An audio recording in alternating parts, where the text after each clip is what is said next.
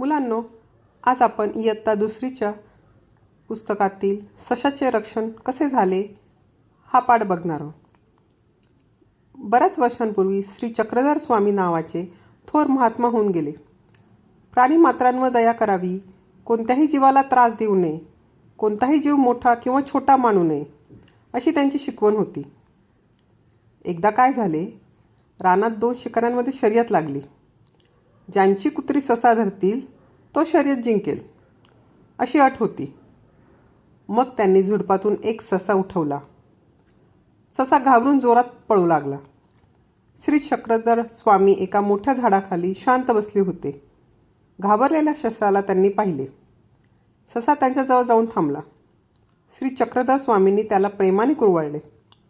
इतक्यात कुत्री आणि शिकारी श्री चक्रधर स्वामींजवळ पोहोचले. शिकाऱ्यांनी श्री चक्रधर स्वामींना ससा देण्याची विनंती केली. जी ससा सोडावा, शिकारी म्हणाले. हा ससा मी तुम्हाला देणार नाही, श्री चक्रधर स्वामी म्हणाले. शिकारी म्हणाले, स्वामी, हा आमच्या शर्यतीतला ससा आहे, तो आम्हाला द्यावा. शरण आलेल्या कोणत्याही जीवाला जीवन द्यायचे असते. हा ससा रानात राहतो, गवत खातो, ओढ्या नदीचे पाणी पितो. त्याला झुडपातून का उठवले? त्याने तुमचे काय बिघडवले? विनाकारण का मारता तुम्ही त्याला? श्री चक्रधर स्वामी म्हणाले.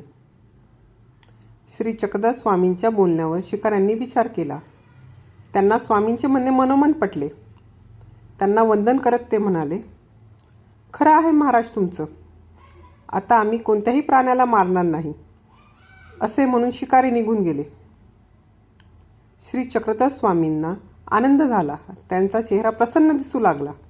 त्यांनी हलकीच आपली मांडी उचलली आणि ते सशाकडे पाहून म्हणाले, पळा आता. मग सशाने एकदम धूम ठोकली. थँक्यू.